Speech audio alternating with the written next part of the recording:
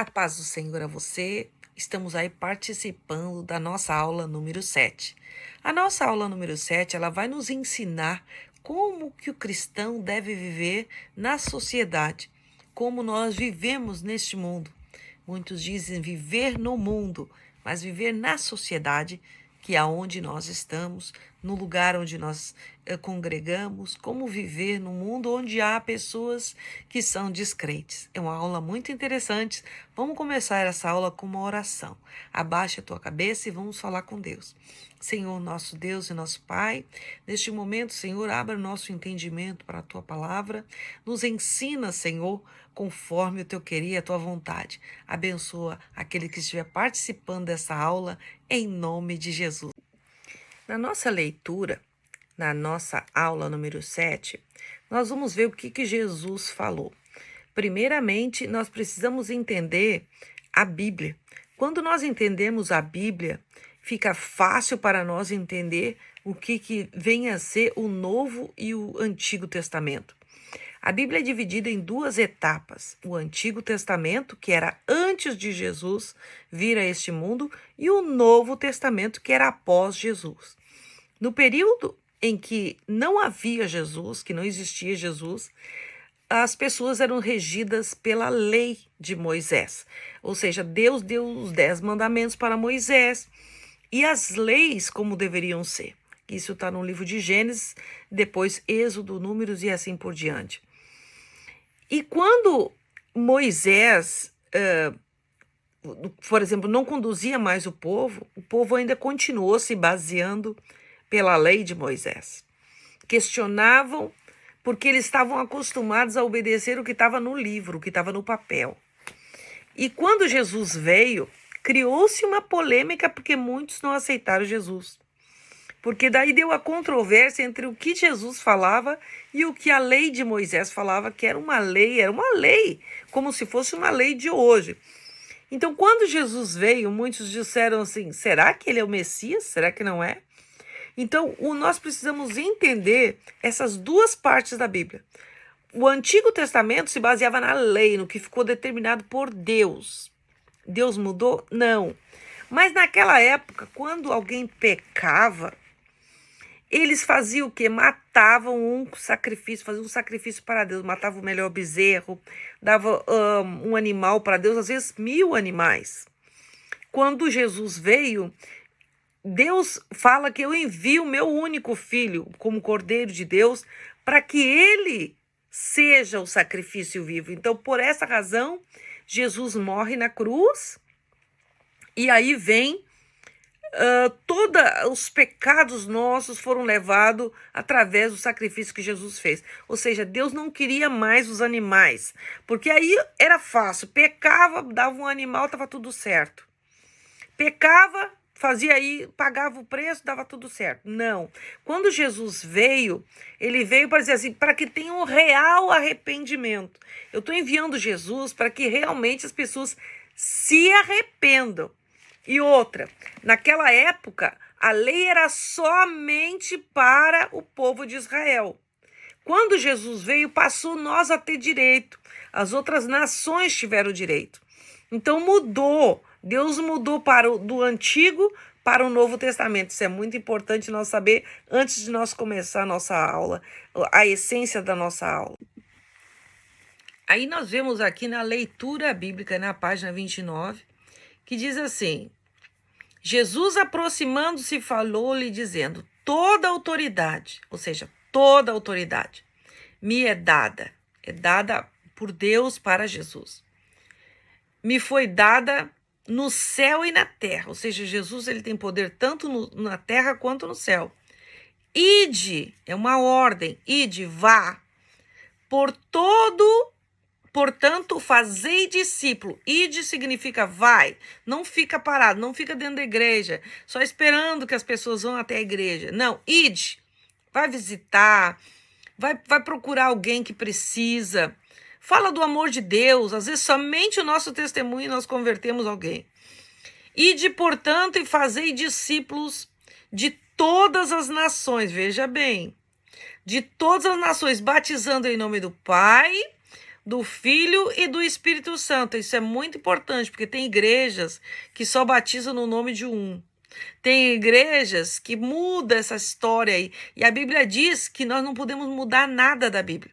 Então tem que batizar no nome do Pai, que é Deus, do Filho, que é Jesus, e do Espírito Santo. Amém? Então, e ensinando, aí tá falando para nós ensinar, ensinando-os a guardar todas as coisas que tenho vos ordenado. Ordem.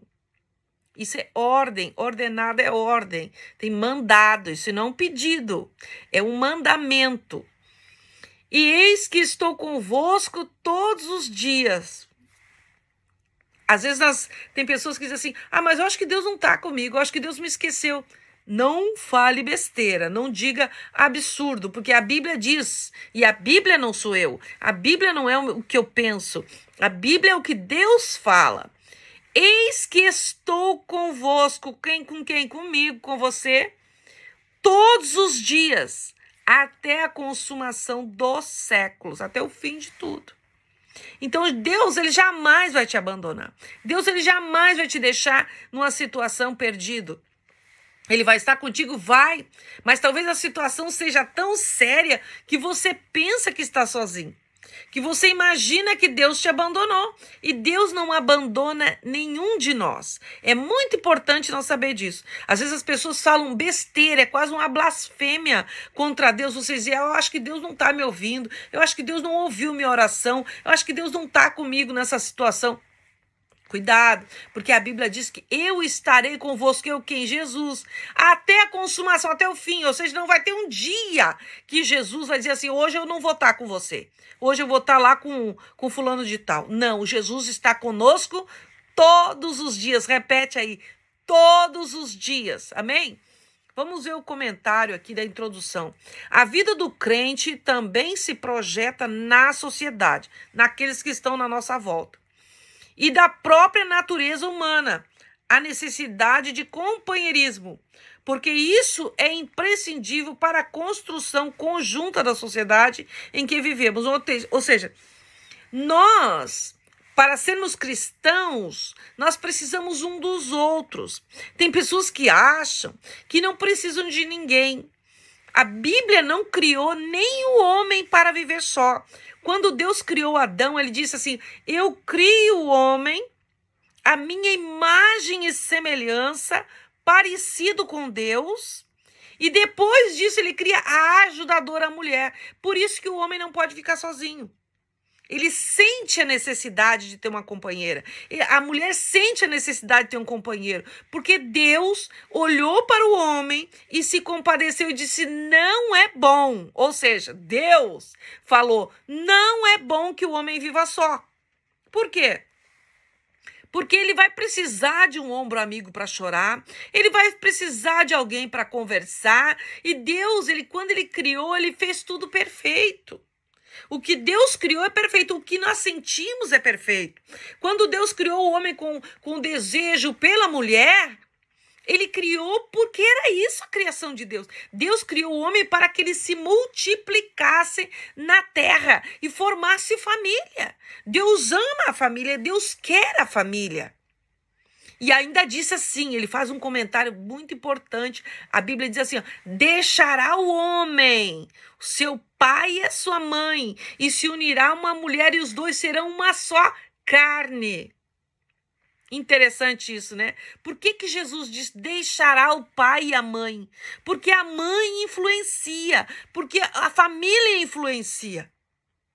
A família muitas das vezes tem até ciúme quando a pessoa está bem. Quando você está mal, ninguém aparece. Mas quando você está bem, a família é a primeira a dar opinião. Então Deus, ele já disse assim, deixa. Quando Deus chama Abraão, ele disse, deixa a tua parentela, deixa eles para lá, esquece. Eles estão tendo a oportunidade de se converter, eles estão tendo a oportunidade para ir para a igreja, não vão porque não querem.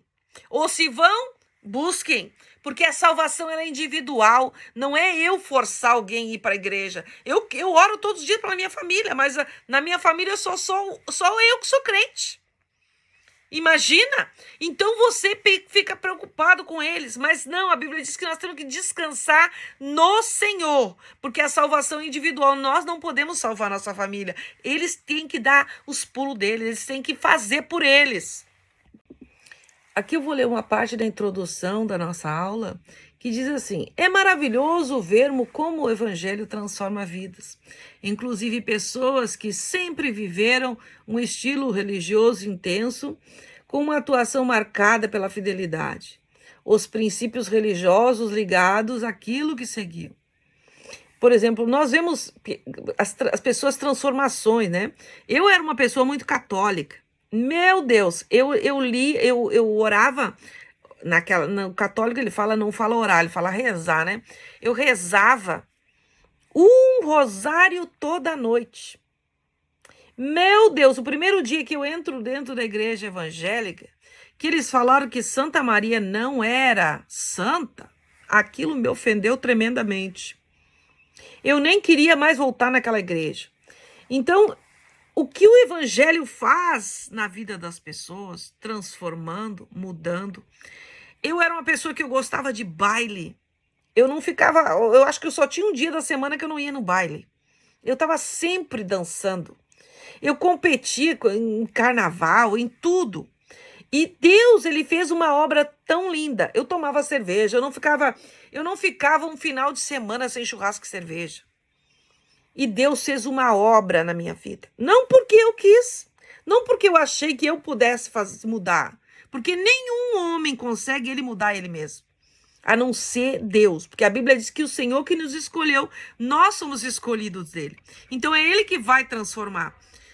O que eu fiz foi pedir para Deus, porque quando eu entendi que Jesus era maravilhoso, teve algumas coisas que foram difíceis para mim mudar, que eu não conseguia. Então eu fui falando com Deus: Deus, eu não quero mais viver essa vida, eu não quero mais ser desse jeito. Começa a transformar em mim, porque você tem que querer. Deus não pega ninguém à força e muda, não. A pessoa tem que gostar, amar a Deus sobre todas as coisas. Aí a obra acontece. Quando você reconhece que aquilo ali não faz bem para você, não é o que Deus tem para você, e você quer largar e você não consegue, você dobra o joelho e fala com Deus. Eu garanto a você que para Deus nada é impossível, mas para nós é, mas para Deus não. Então aquilo que é impossível você conseguir se desprender, fala com Deus. Aí ele diz, vai adiante, diz assim: como é bom vermos que o evangelho também muda pessoas que, mesmo não tendo sido tão religiosas, sempre tiveram um comportamento inquiridor, sempre desejando saber o que está por trás da vida. Como é bom vermos a mudança para melhor em pessoas que sempre preferiram viver os prazeres da vida material. Pessoas que antes geravam influência negativa na comunidade por causa dos comportamentos. Pessoas que eram drogadas, que se convertem e hoje estão pregando o evangelho. Pessoas que... Por que Deus faz isso? Porque Deus quer que nós sejamos testemunha dele. Não é para que nós nos convertemos e semos os bibelô, ninguém vai ver. As pessoas que me conheceram e hoje veem que eu prego o evangelho, eles se convertem. Porque eu não gostava nem sequer de crente. Eu ia para frente das igrejas rir deles, falar glória a Deus e aleluia. Eu não gostava de crente de jeito nenhum. Porque eu achava que eles eram diferentes, eles exagero, era não beber, não participar de nada do mundo. É como se para mim eles fossem umas pessoas fanáticas. E eu estava errada. Quem estava errada era eu. E aí Deus faz essa obra tremenda. Eu tenho uma amiga minha de infância que, quando ela viu o que Deus fez na minha vida, ela se converteu. Por quê? Porque eu nasci numa família pobre. Uma família que nós não tinha nem sapato para pôr. Eu era do interior do Rio Grande do Sul, de uma casa velha, feia, horrorosa. E hoje eu moro nos Estados Unidos, eu já viajei a 28 países. Eu falo 4 idiomas. E eu nunca estudei para fazer isso. Sabe o que Deus fez na minha vida? Deus fez um milagre na minha vida. O meu pai era alcoólatra, meu pai bebia de cair, a minha mãe era viciada em jogo. A nossa vida era uma desgraça. Pensa numa vida que era uma desgraça. O meu pai trabalhava, para depois bebia tudo que ele trabalhava. Nós vivíamos numa miséria. Era triste. Eu fui estudar depois de adulta, porque nós não podíamos estudar. Estudava até uma determinada idade, depois tinha que trabalhar. Uma vida de derrota. O que Deus fez na minha vida, eu sou grata ao Senhor, porque eu nem merecia isso. E o Senhor tem feito a obra na minha casa, na minha família. Salvou meu pai, salvou minha mãe. Meu Deus, eu olhando, você tem que ter consciência de onde Deus te tirou. E o que Deus pode fazer. Porque se alguém fosse olhar do jeito que eu era, no lugar onde eu nasci, na cidade onde eu nasci, que era o fim do mundo, nem no mapa não estava. A nossa fazenda lá plantava arroz. A minha avó não deixava nós tínhamos que catar as migalhas. Nós comíamos angu com leite. Quem sabe o que é angu com leite? Porque a minha avó escondia as vacas para minha mãe não tirar leite, porque ela não gostava da minha mãe. Então, miséria, eu sei o que é. Nós não tinha sapato. O sapato nosso era só para ir para o colégio e chegava em casa nós dava de chinelo de dedo, ou às vezes pé descalço. Então, você tem que ver o que Deus faz na vida das pessoas. O que Deus transforma. O que Deus faz quando você dá lugar. Aí mais adiante fala assim: Cristo experimentando uma fé viva e verdadeira, que foi plantada em seus corações pela palavra de Deus. Deus planta em nós o desejo de servir a Ele. Não é de qualquer maneira. Não é qualquer um que Deus chama. Seria uma atitude de egoísmo se as pessoas que foram transformadas resolvessem viver reclusas. Se Deus fizesse tudo isso para mim e eu ficasse, não, Deus já me abençoou, não preciso mais fazer mais nada, eu já recebi o que as pessoas fazem, muitas fazem isso. Esquecem de onde Deus tirou elas. E aí deixam de pregar o evangelho, porque eu tenho que testemunhar do que Deus fez na minha vida. O que Deus vai fazer na tua vida, você vai contar. Eu gosto de contar o que eu passei, o que eu vivi.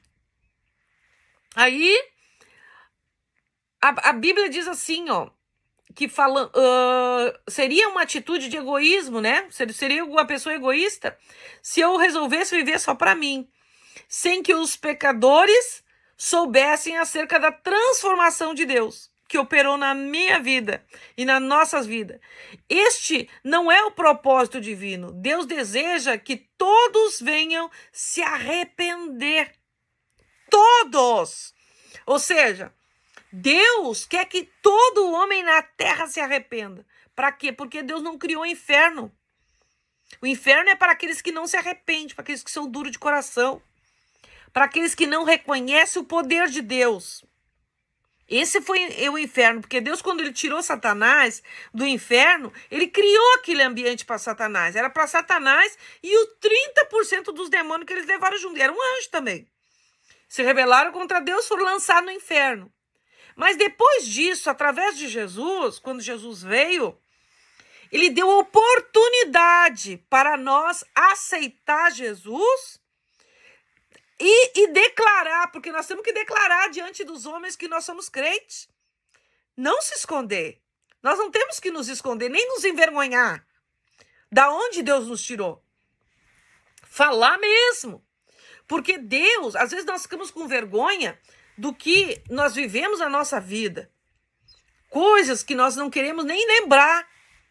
Mas Deus, ele nos tira deste meio para que nós venha contar o testemunho para outros se transformar, receber aquilo.